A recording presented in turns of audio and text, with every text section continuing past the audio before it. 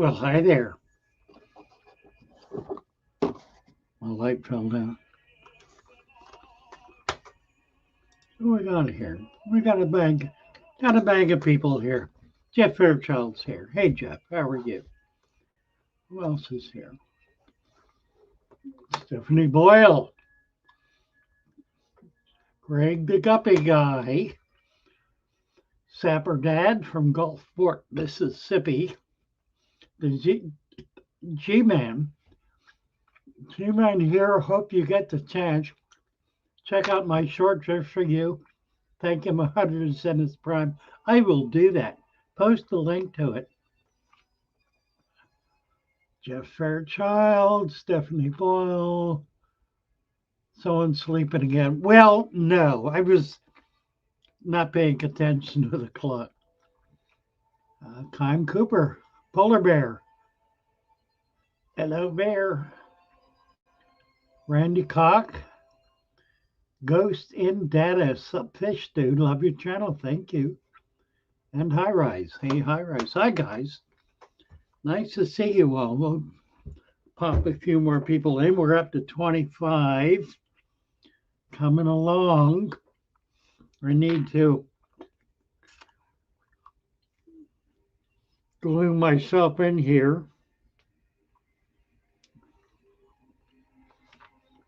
So I don't go clacking.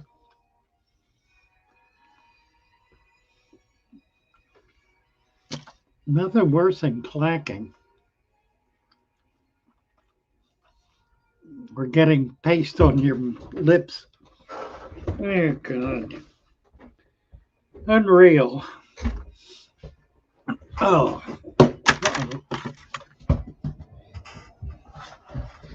Losing my light here.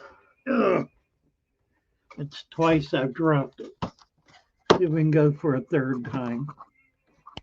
I think the screen is not straight is the problem. Let's see if I can fix it. I don't know if I can fix it or not. Well, that'll have to do, won't it? Let's see. All right, here we are. I'm home. I've been doing these at home. Let's see. I'm on Thursday night now at 8. I think I need to move it up to 7. 8 seems to be a complicated time for me. I have a hard time hitting it right. At 7, I'm ready. And then I sit around and wait and I get distracted or fall asleep waiting. I think I'm going to start at 7 next week. It'll just work out better for me. The light won't stay out. I wonder if I could put it somewhere else. I don't think so. I don't know what the problem is here. I've got it perched on top of the screen is the problem. And the screen apparently ain't straight. If I don't touch anything, it'll be fine. All right. Anyway, let's see. Kimco Super 9 Polar Bear says my aggression is calmed down to normal. It took 5 days of not freaking out and to just let nature of fish calm down. And they did honestly pretty quick instead of continuing keep being aggressive. Yeah. Well, I tell you, it's I think keeping fish the way we're doing it is probably a more difficult discipline than mucking around all the time. Because if you're mucking around all the time, you're making yourself feel busy and active and doing something. Not that it works. It doesn't need to work. It just needs to feel, busy. The problem with that is that you screw up. And when you screw up, then you get frustrated and angry, which makes you and you wind up quitting the hobby. or getting angry at other people who are telling you you're screwing up all the time because you can't live well enough alone. It's a discipline. And I think the discipline is learning how to be at peace. I think that's why I do this, because I've struggled with that throughout my life. And it's only been in the last 10 to 15 years, since I hit about 70, that I realized that there's no advantage to anxiety. There's no advantage to stress. There's no advantage to feeling overwhelmed or feeling like I gotta do something. There really isn't. The most advantageous thing is to be a guru, you know, is to be a is to be a monk and meditate and be at peace. And the difficulty with this system is there are too many people who really don't want to be at peace because they're too angry to allow themselves to trust anything. I think that's where the trolling comes from. What I've noticed about trolls is that 99 out of 100 of them are not really trying to come to an understanding of anything. They're just trying to be as crude and as mean and as hard and as nasty as they can be. That's their goal. Their goal is a destructive goal. And when I see that for the last 10 years, when I see that that's where the person is, I simply cut them off. I just ban them from the channel. There goes the light again. Shall I do without it? How is it without it?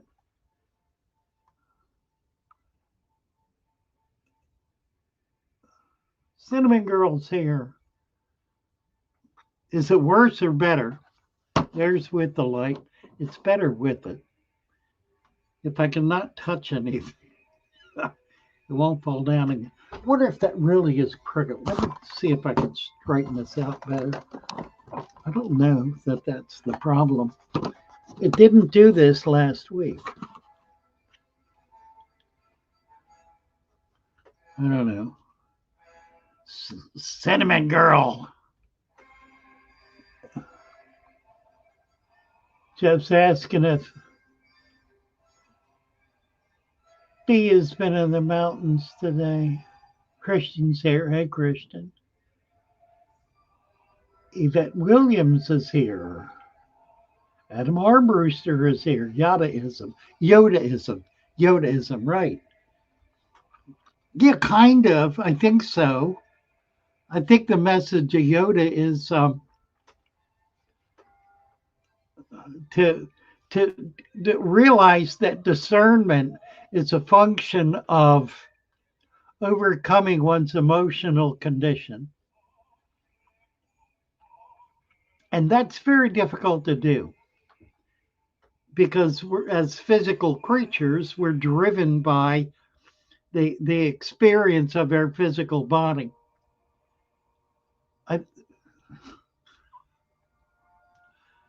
Becoming an old man or an old woman, for that matter, really does help in that respect. If you can maintain some kind of health, some kind of pain-free existence.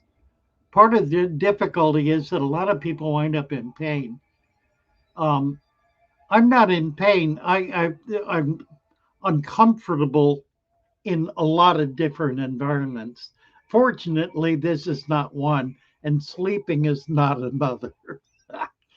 And eating is not another. So my favorite environments sitting and talking, eating, sleeping, and playing with my fish do not cause me any pain or any particular stress. And I enjoy them. So it's not that, there we go. It's not that I overcome my emotional life. It's that I maintain or try to maintain um, positive emotion, joy, love, warmth, happiness. And that's, I mean, we all have issues in our lives that bring us grief. I certainly do. I In the middle of the night, I'll wake up thinking about them, but during the day, I don't dwell on them. They're not a part of my daily existence. They're really not at all because I'm caught up in what I'm doing. Anyway, I don't know where we're going with all that. Nowhere, I expect. Where are we? 31, 31. We're climbing the mountain today. Climbing Beast Mountain. Kind of purple. Kind of purple, says Adam. What's it, purple without the light, you mean? Yeah, it probably is.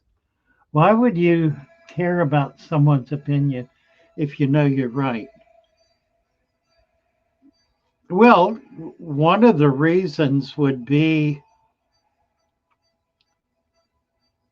I don't know, to somehow try to go. Yeah, knowing you're right. I think you're right about that. I think that's kind of the key. We get into arguments because we're not really convicted of our convictions, and so we want to argue the point, I guess.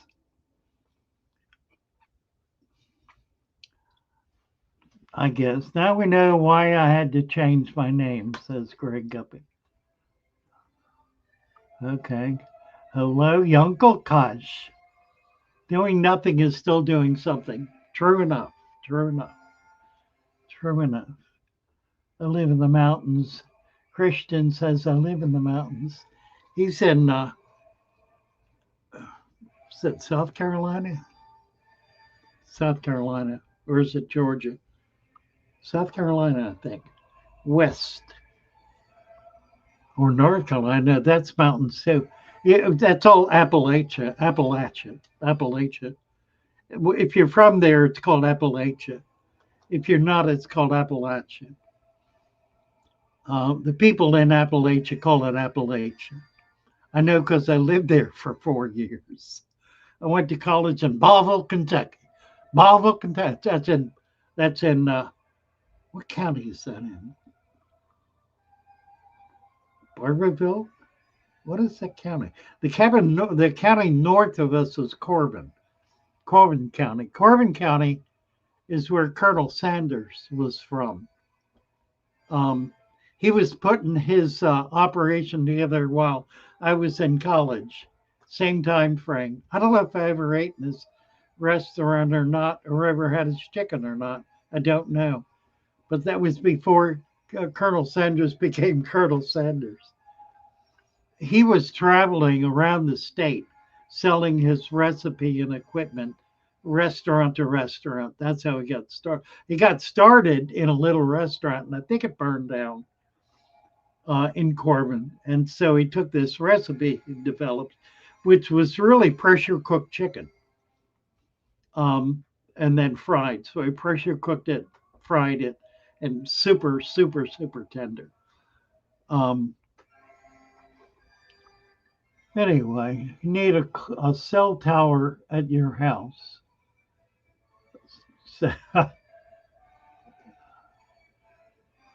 see, Kimco Silver. I fixed my friend's 75-gallon without a single water change, and the system remains extremely with a lot of extra knowledge. I'm getting them to understand with your knowledge and your videos. Yeah, you know what's interesting me is how many people are coming into my shop, and I live in the boonies. I'm I'm 3 hours away from Baltimore, 3 hours out of DC. The nearest big city is an hour north. There's nothing within 3 hours south of me. I'm right on the ocean, so there ain't nothing east of me. Uh, it's a little country town of about, I don't know how many people, less than 100,000. It's a rural city. You know about rural cities. They're really country. And yet, in spite of all that, I have people coming in to shop every day who know Father Fish. They have found me on the web and they've come to the shop. Every single day that happens. It really kind of blows my mind. And I don't particularly understand it. What I realize about it is that wherever I go, wherever I would be able to go, there will be people there who will know about Father Fish. And now I'm sure it's 1/1000th of 1%, if that much. One out of every 10,000. It's more than that because there are maybe 100,000 people living in a 20-mile radius, and I've had more than that come in, more than 10. I don't know. I have no idea. I'm I'm I'm constantly surprised by it. There are also people that come in who have never heard of me. I mean, that happens too. And it's probably about equal, I guess. I don't know. Anyway, well, thank you, Dylan Honey. Help me. The father fish swirl. Oh, yeah. The net swirl.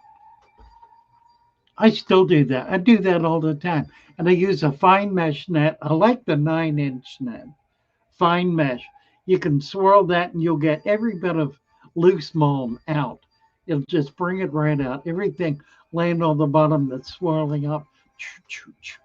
Do it for about 5 minutes. It also works really well to get duckweed off the surface because you can scoop it just with that net and be able to get virtually every last leaf. I mean, if you hang in there and do it long enough, you'll get every last leaf. Nets are not just for catching fish. They're probably the most useful tool in the hobby. You can take things out with them. If something falls on the deck, use a net to take it out. You can move things around. You can separate fish from each other. I think the light is going out. I didn't plug it in. I should have plugged it in. I think it's I think it's dying. Well, there's a little brighter. Uh, Kim says cinnamon. I've not forgotten that. Oh, yeah, I think we all owe cinnamon. I certainly owe cinnamon. I mean, she comes down. She brings me the most just delightful fish, and I never feel she gets stuff, and I don't think I've ever really given her money. Maybe I have. I don't even remember. I should have if I haven't. I guess I have. But she'll take things and trade. I never feel like she's getting an even trade though. I always feel like I'm taking advantage of her because Lord, we're gonna have to give up the light. It does not want to cooperate. I need tape. I need to tape it up there.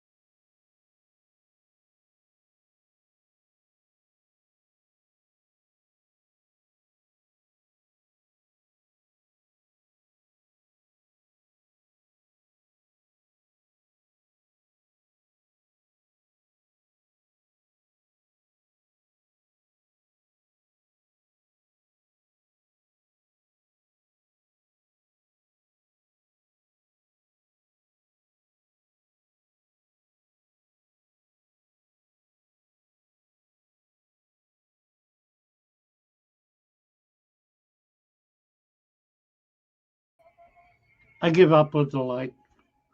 I'll put it down. Is that help? I'll put it down. Put it down. Maybe I'll just hold it right there. How's that? Is that better? Crazy. All right. Going on the light. I'm done with it. Ah, who's this? Dan Hennese.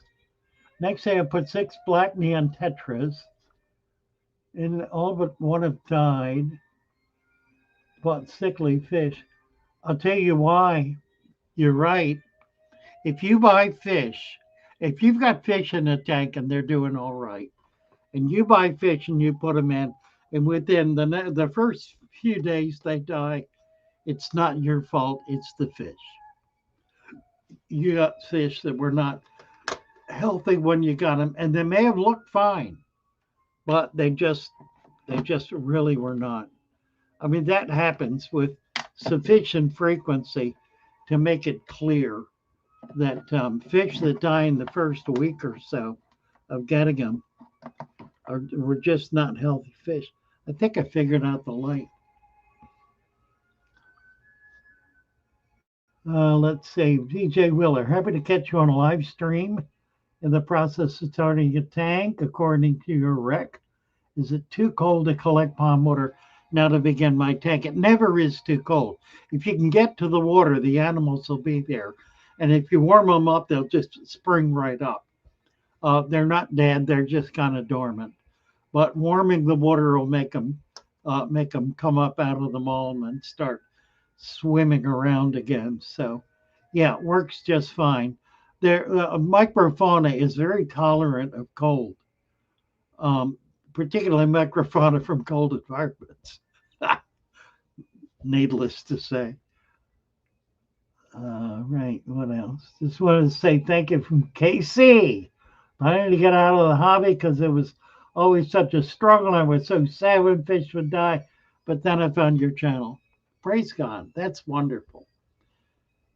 That is a testimony I hear every day, every day. It's just it is gets me in my heart. I mean, it really does. It's just amazing, and I'm kind of amazed myself. I mean, I just got a big order of fish today. I got a big order last week. I spent more money in the last 2 weeks on fish than I normally do in months. Because I really wanted to get it beefed up. It had kind of gone down and gone down. And I've got it up now to the point where I've got about 10 different kinds of tetras, and I've got a half a dozen species of Central American cichlids, got a bunch of Malawis. Don't have very many Tanganyikas, but I do have some and a few oddballs. A bunch of barbs, no tiger barbs. I don't believe in tiger barbs, but there are a lot of other barbs that are fine. Just a lot of nice fish. I did screw up in one case. I had a big puffer, like a nice big one, and sold it. And I wanted to replace it. So I bought this puffer. It cost me way too much money. And I figured I was getting a nice big puffer. It's about 2 inches. 2 inches. Tiny little puffer. Very disappointed. So I may have to do something with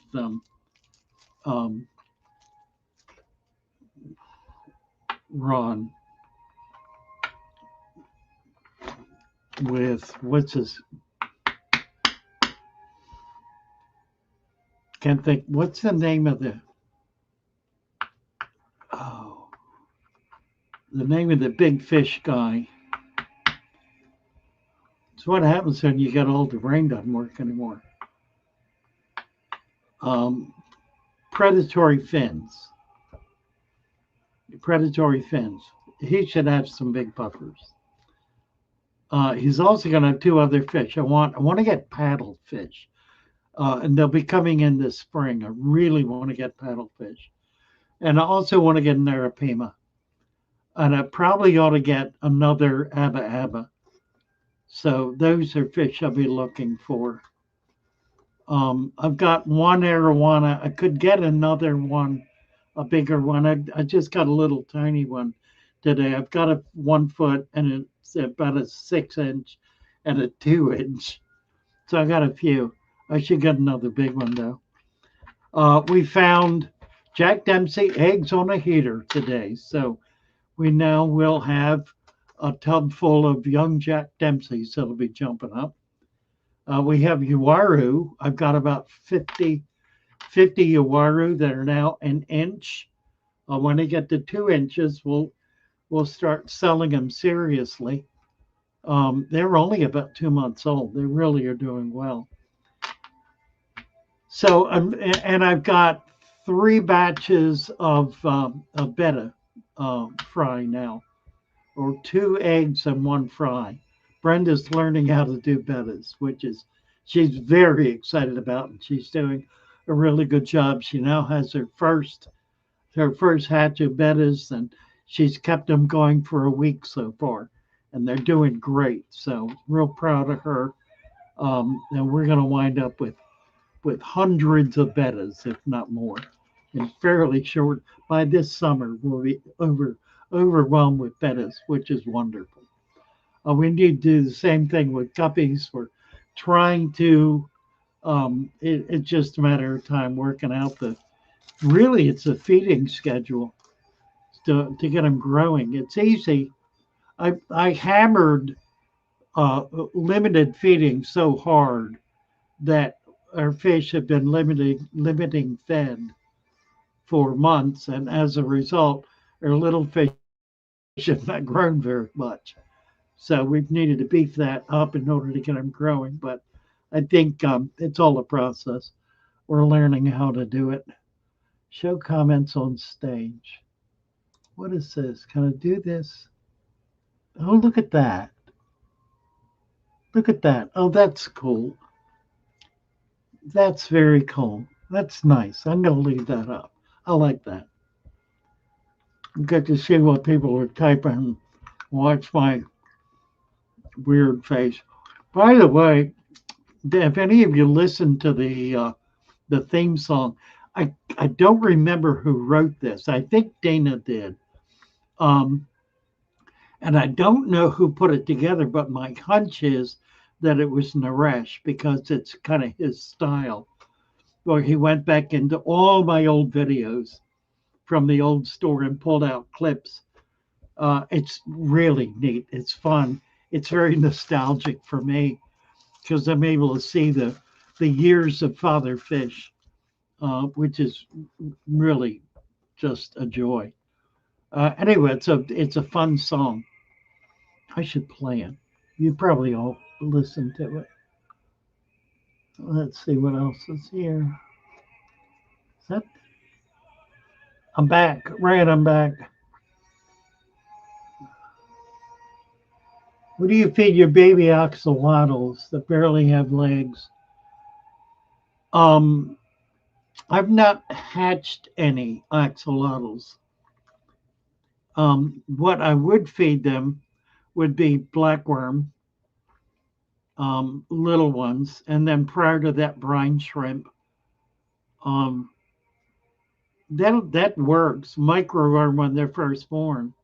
I've got microworm culture and brine shrimp culture going dependably, and I've got frozen rotifer that we can feed out if we need it.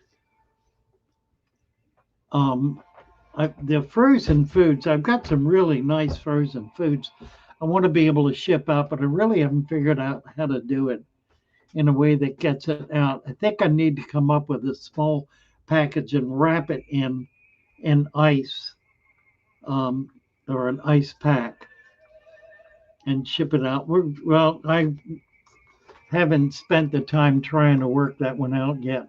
I don't want to do it in a box, but I may ultimately have to.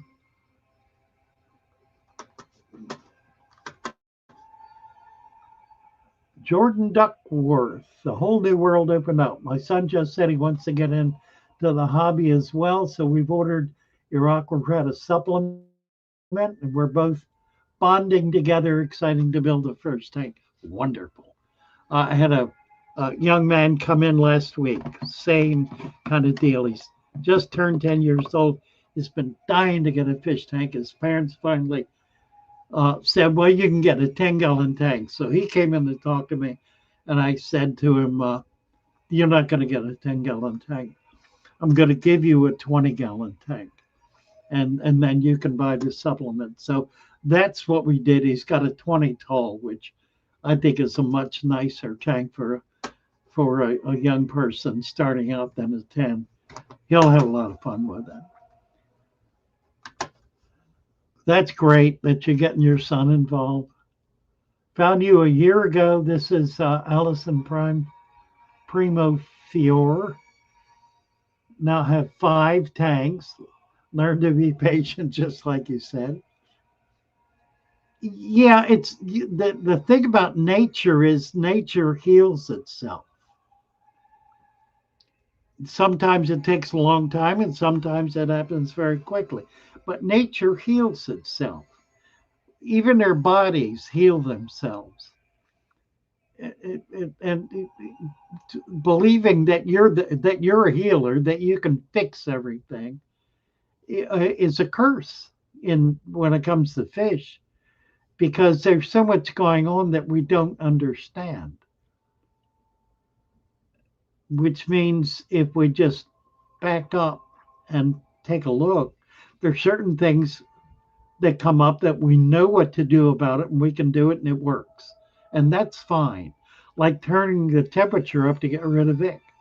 We know that works, so we do it. Like using certain medications when it's absolutely required and there's no other way to deal with it. In other words, working from knowledge rather than guessing. And that's part of the reason we have the show, to give people an opportunity to be able to bring their problem before a group of people who have had perhaps wider experience, but who know things that you may not know, who can help. It doesn't always pan out, but 99 times out of 100 it does. Learning about aquariums from people who go on about all the water changes and other nonsense makes the hobby provoke anxiety. Glad to have found your content to give motivation to start. Absolutely right. You know, the people who demand that you have to change your water every week are people who are maintaining tanks that kill fish. And so they're absolutely right. They have to change their water every week, because if they don't, the fish will die. What they don't understand is that that's because they're keeping their fish in unhealthy environments. And they don't have to do that. That's not the only option, but they're convinced it is. And they will pay lip service to, oh, there are a lot of different ways to keep fish. But what they're really saying is, my way is the only way to keep fish. And anybody who does anything else, well, you can do what you want, but it won't work. That's what they're saying. And they're just wrong. I mean, right. There are lots of ways to keep fish. There's the way that works and the way that doesn't work. There are a lot of ways to keep fish that work successfully and effectively. If you're lazy like me, you do a system that depends absolutely on Mother Nature and requires very little of your brain power. Well, I think that's probably not true. It's helpful to say it because it gives people confidence that they can trust something, that they don't have to be absolutely, totally responsible for understanding. And I think that's really the key. It's a matter of setting things in place that are sound and healthy and legitimate and appropriate to begin with, and then allowing that to essentially function. allowing that to progress and develop.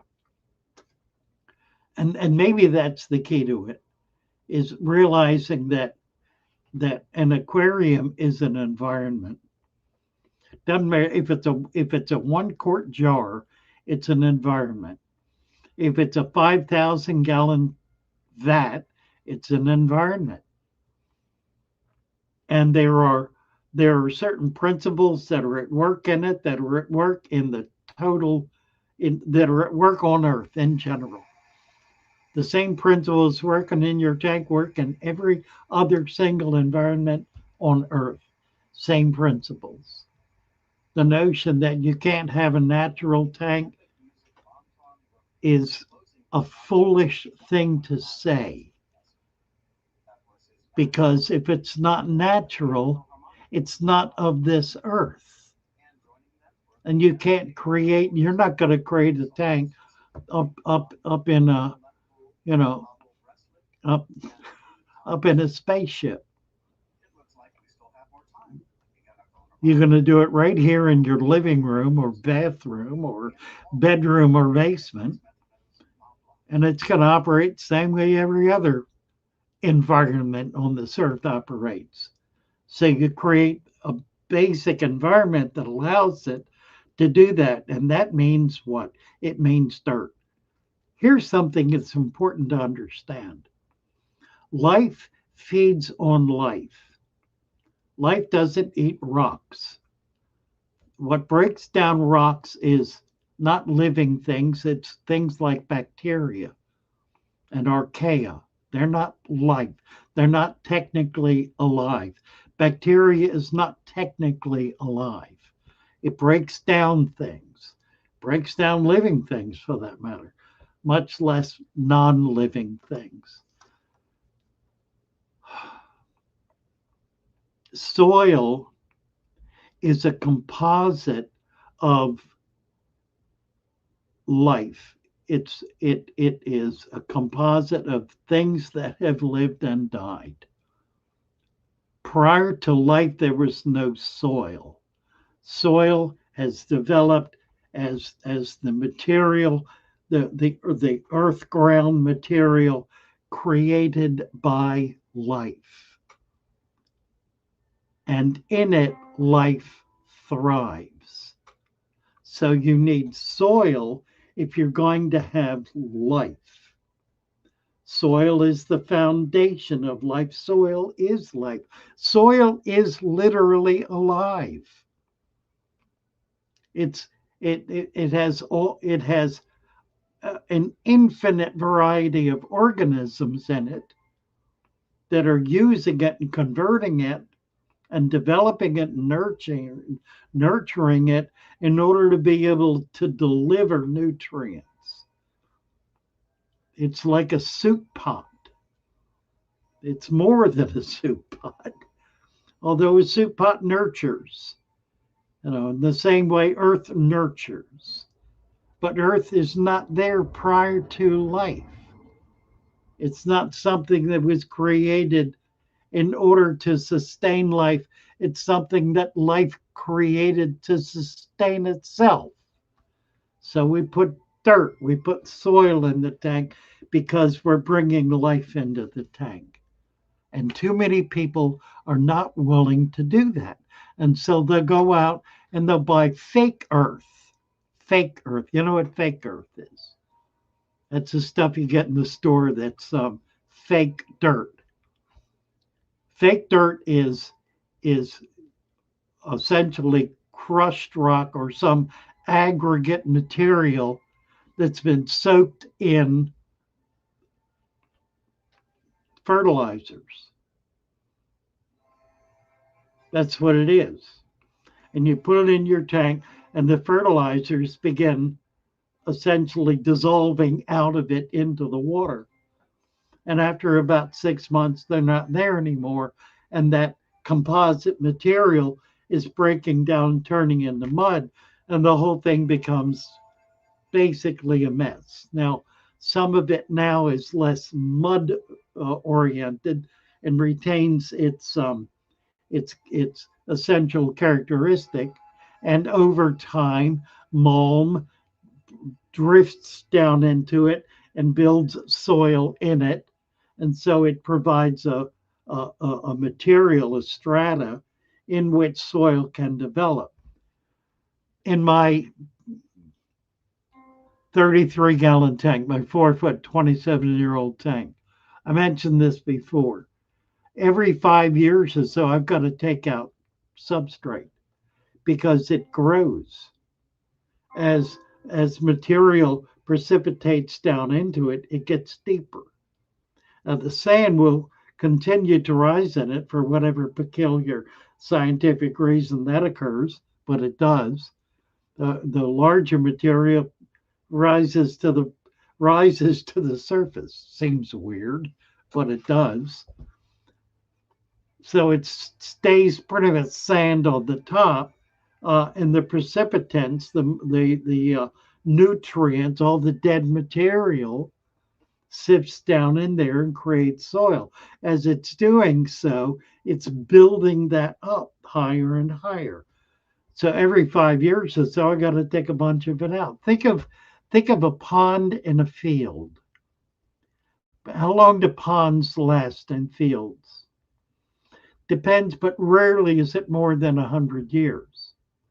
You dig out a pond, you leave it, maybe put some fish in it, leave it, don't do a thing to it, leave it alone.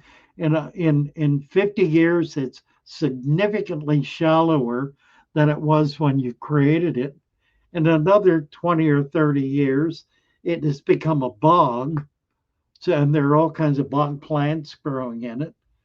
And within another 25 or so years, it's just part of the meadow. It's like it was never there because it fits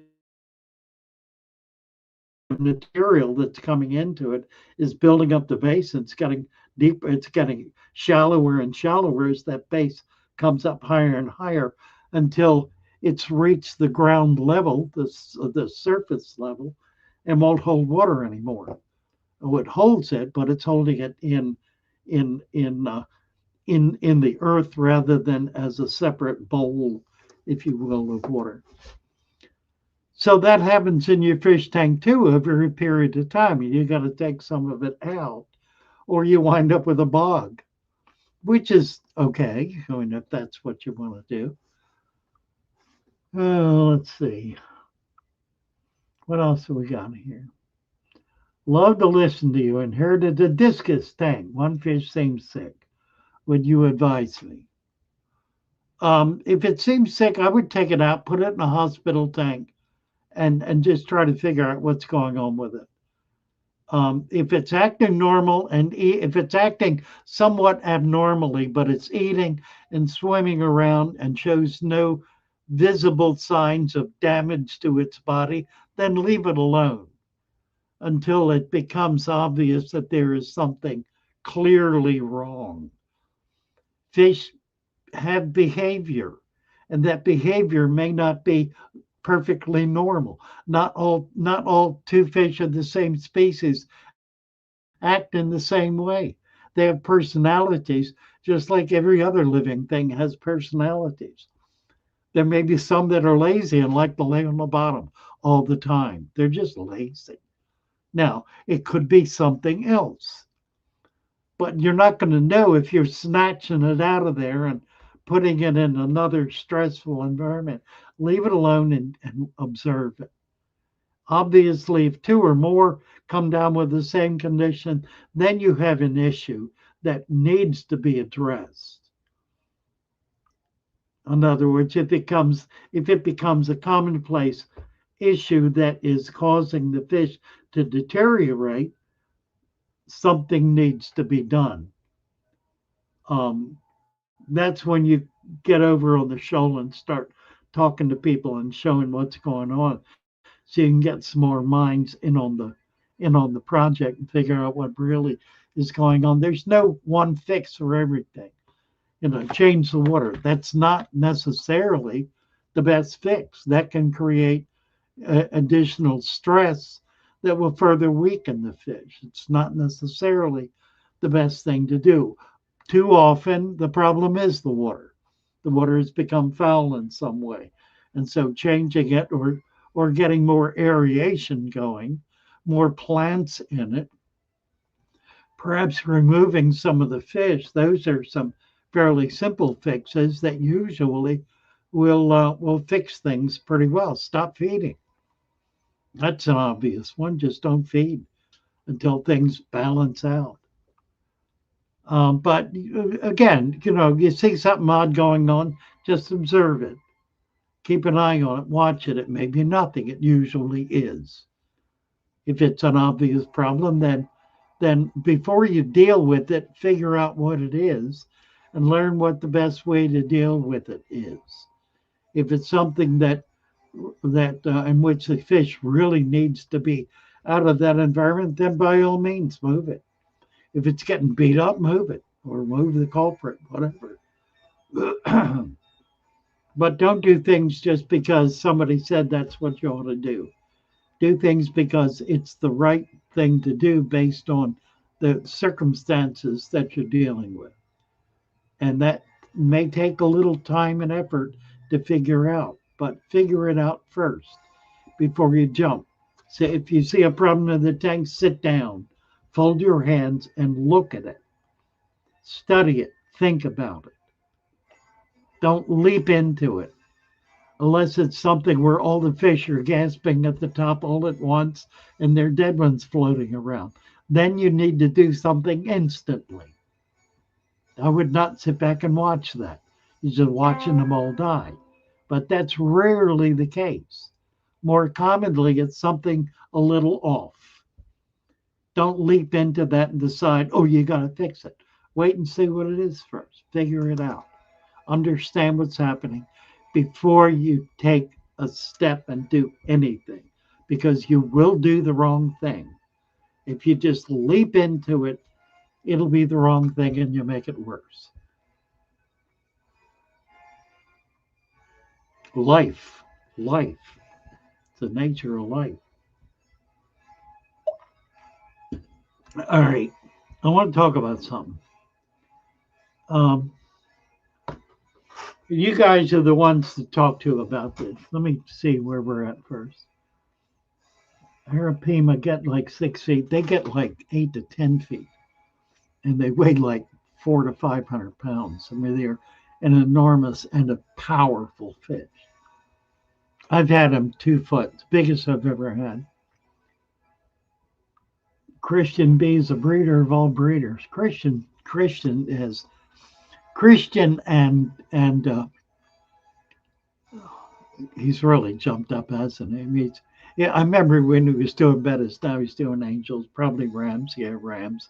Crementis, I expect. Just it's amazing once you get into it. Cinnamon's another one. She's breeding all kind of stuff. Just wonderful to see. Really wonderful to see. Aquafunk feeds his bacon. He probably does. I believe him. I believe him. I believe him. It's probably the worst thing you could possibly feed a fish is bacon. Now, why is that? Why is that? Well, very simply, because fish are not able to digest animal fat. And so they poop it out and it forms a slick on the surface. That fat goes right to the top. And it acts as a seal on the water, preventing oxygen from dissolving into the water and CO2 from releasing from the water. So it suffocates the fish. So no, he doesn't. He's jerking your chain. He doesn't do that. Is frozen brine okay? Any kind of frozen food. I use frozen food. I prefer live food. It's the next best thing. And the next best thing to that is Nutripreta or cool flake food. That's as close to live as you can get without being live. If you haven't tried it, you need to. It's in our store. Incredible food, just amazing. Aquafunk says they love it. They probably do. They probably do. Here's the thing: if one of the primary foods for fish in the Amazon. Primary food is what? Some of you may know this. Primary food, other than other fish. Other fish would be the primary, but secondary. And for many fish at various times of the year, primary is what? Birds. Birds. Remember a few years ago, we were feeding chicken to our fish? Birds. Birds do not have warm blooded animal fat. They're the closest animal to fish that there are terrestrially, with the possible exception of reptiles. They're cold blooded, in other words, they're not warm blooded. And when the babies fall out of the nest or birds swoop down and even eagles get in the water and they can't get out. Many birds will inadvertently fall into the water and not be able to get out, and they drown, and they become a primary food source. Even the feathers are chitinous. Chitin is critical to fish. That's how they make their scales and their bones. Without that, they can't make a scale. So they need birds. Fish and link. Hello, hello. Let's see. Any advice for Betty experiencing bloat? If it'll, overfeeding. Okay. Feed garlic, just crushed garlic, fresh crushed garlic. If it's eating, feed it garlic, nothing else, just fresh crushed garlic. It's bloat is a function of bacteria. It's like indigestion. You kill the bacteria, and the garlic will do that, and it'll allow the fish to purge. Just throw a dead leaf in my 7-gallon. Throw a handful in. My tetras have never, says Mike's World. And Hagen says, Hagen Hill Design. Hello, Hagen Hill Design. Happy to see you. Aquafunk, I do 0.037 gallon water changes every 13 days. Excellent. Excellent. They don't need to, but by doing that, you're helping yourself overcome that old habit that you developed years ago. So you just take a thimble out at a time, or half a cup, or a thimble. A half a cup is better. You could even do a whole cup. You really could. Like every 13 days, like every 2 weeks, take a cup of water out. Yo, who's this? Stammaser. It's an ecosystem. Yes, absolutely right. Aquafunks, 9 out of 10 doctors say I'm not natural. Yeah, you are. Yeah, you are. Yeah, you are. What's not natural is that fungus online every day, all day. I hit them 3 in the morning, 5 in the evening, all the time. Hope you're well. I'm doing well, thank you, Lewis. I'm in great shape for the shape I'm in. I'm 85, and I've got every condition, organic condition one could ever expect to have. But I've received treatment for all of it. And the treatment is enormously effective. And someday I'll drop dead, but probably not today. I go to bed realizing I could not wake up, and that's okay. That's okay. I worry a little about the people who depend on me, but they'll manage somehow. They'll do what they do. I think things are getting a little better, and that makes me a little more comfortable. Let's see, how many gallons you're going to keep an arapima in? You'll need a pool pond. I'll get a little one. It'll be like 6 inches. I'll put it in a 75 or 125. probably in the 125. You keep it there until it hits about a foot. Then it'll go in the pond. I've got a 400-gallon pond, and I can keep it in that until it hits about a foot and a half, just under 2 foot, and then I got to figure out what to do next. I do have I have a vat coming that's 1,000 gallons. One of these days we'll get it. Probably it'll happen when I need it, and that's where he'll go ultimately. By then we should have a lot of big fish. Takes a while to develop big fish. Who's this? JMG 4204, $1.99. Did you get things straightened out last week, JMG? I hope you did. I haven't heard back.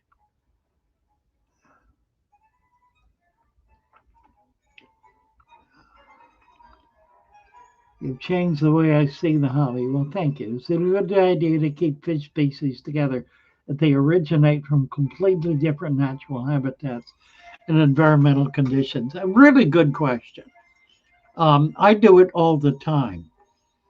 I do it routinely. One of the things I've discovered is that when you do that, unless it is an especially aggressive fish, like a flower horn or some such thing, it won't even notice the other fish. It's particularly effective to be able to do that with small fish because they just don't bother each other. It's a curious thing. I've noticed that when you put fish together from radically different environments, for the most part, they don't even acknowledge each other's existence. It's like they don't even see strangers. They don't know what a stranger is. And that doesn't mean everybody's a friend. It means they don't have any kind of built-in modus operandi for reacting to this other creature. And so they don't. More often than not, I find that's the case. There certainly are exceptions, but it's interesting to see it happen. And it'll particularly happen with small fish like tetras are an obvious one. Danios, any of the small fish. You put them together and they're harmonious. Live bears and tetras, which never see each other, like guppies. Guppies and embers never see each other in the wild. But you can keep them together and they're going to ignore each other. Really good question, Peru Malvi. Let's see.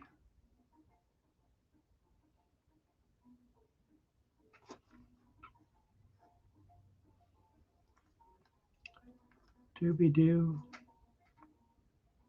All right, here's what I wanted to mention to you. I want you to be thinking about this. Don't just kind of pop off the top of your head. Think about this. Long term, like 5 years from now, where should we be?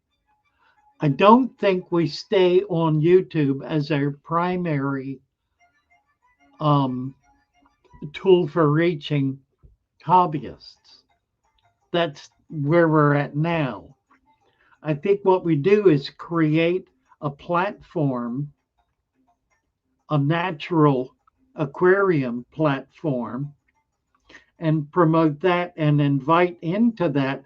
Everybody is doing natural platforms, including all of the things that we're doing.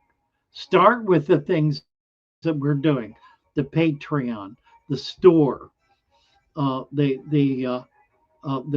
Discord, the YouTube, all of the other platforms that we have or servers that we post videos on. Link them all into that so that people can go to a single place and find everything, and then invite other people like Phillips and other folks who are doing natural systems to come in and essentially set up shop. I think if we do that, we'll be creating a center where it'll be possible to not just get all the information and resources, but find a home. Find a place where you're going to be able to be with people who understand what you're doing, share in that, learn from that, grow in that, like an online club, only bigger than a club. We're going to start a club. I think this spring we're going to start a club, and that's going to be an online club. I'm going to work at figuring out how to do the auction through the store, which will make it possible then for people to participate in the auction online. We're going to figure out how to do it, and I think I know. I think I know how we can do it. Dave Clifton is saying, I have an Oscar with green sunfish and 29 or so wild minnows of 4 different species. 4 months later, and they're all fine. Yeah, it's true. It's amazing, isn't it?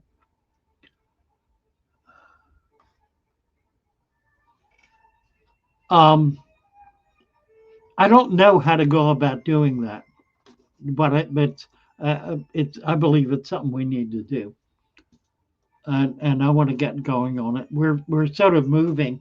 We're not really moving in that direction, but then again, we are.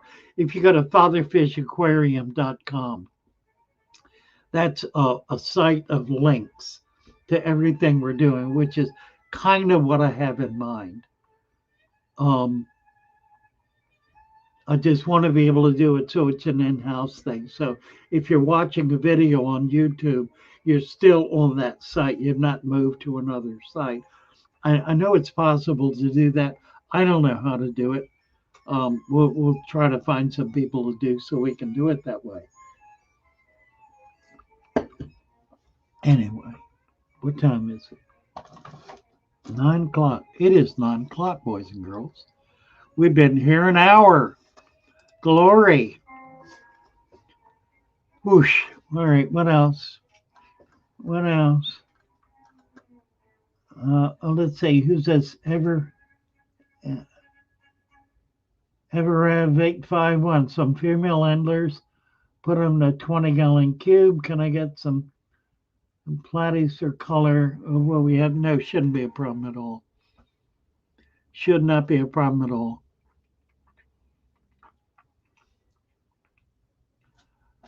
All right, we're at the witching hour here. I'm gonna go to bed early tonight. I need to get some sleep. Come on by the shop if you're in the area. We got a bunch of new fish. We are planning to start selling fish as soon as the weather breaks. So March, April, we'll start listing fish and try to get them out, start selling them. Love you all. Honestly do. Love you all. Thanks for coming in. Appreciate you. We'll try to get a video out of this somehow. Probably dirt. That was a pretty good rant on dirt we made just too. There's a number of videos that have come up recently on substrate, so I think it's topical right now, and I know I need to do it. I also need to describe in some detail the supplement that we use, so I'll probably try to link that in with what we're doing here. Maybe do a series on substrate. All right. Is that it? We all in, all done? You're welcome. Thank you. God bless you. After finding your channel, I have replaced all my plastics with organics. Fish have never looked so happy and peaceful. They've even started foraging. God bless. I didn't realize my YouTube name, JMG. All right, guys. Love you. Bye for now. How to play some. Here, let me play the song. Let me do this. I just love this song. Let's see if we'll get it up here. Dooby doo. Right, where is it? Oh dear. I can't do it. The live stream replaces it. You know what? I can do it. You can go to video management, go into the shop. and click on it there and get it playing, and then we'll do this. We're going to do it. Fatheer Fish at Home, it's called. And here we are playing. And I'm going to stop it. And let's see. Get back to here. Bring up. What is it? Oh, right there. Show screen. Fatheer Fish at Home. Got it. Share. There. Okay, let me make it bigger. Right there. And I can make it bigger. I will do that. And I'm going to play it. We're going to play the song. Bang. Fatheer Fish swims through the water with a wisdom deep and true, guiding us away from the mainstream to a natural point of view. His words like music to our ears, soothing every ache and pain. Bring nature back to your tank. Let his message reign. Embrace the beauty of the wild. Let your fish thrive. Fatheer Fish teaches us nature's beauty and grace, leading us to a better way, a peaceful place. His methods may be different, but they're tried and true, overcoming struggles with a natural point of view.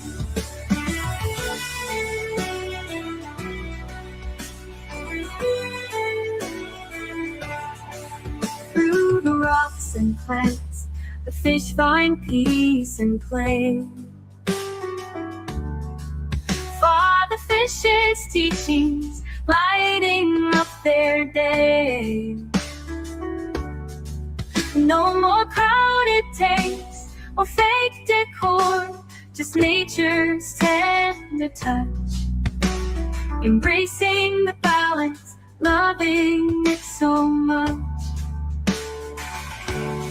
Fatheer Fish's legacy, a vision we embrace. Fatheer Fish teaches us nature's beauty and grace, leading us to a better way, a peaceful place. His methods may be different, but they're tried and true, overcoming struggles with a natural point of view.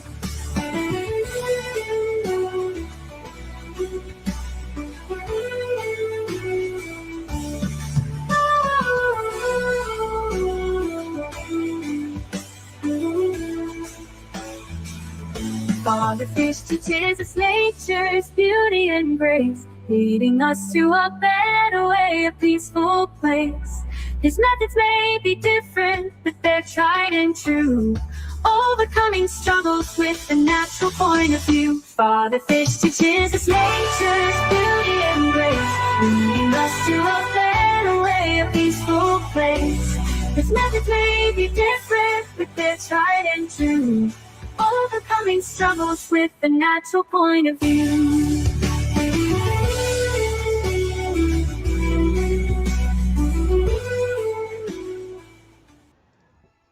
Well, there we are. God bless you all. And good night.